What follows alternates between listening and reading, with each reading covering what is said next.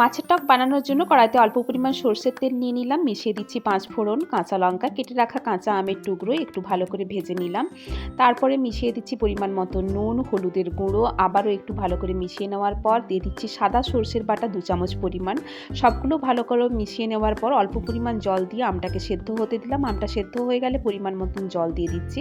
এখানে জলটা ফুটে গেলেই ভেজে রাখা মাছগুলো দিয়ে দিলাম।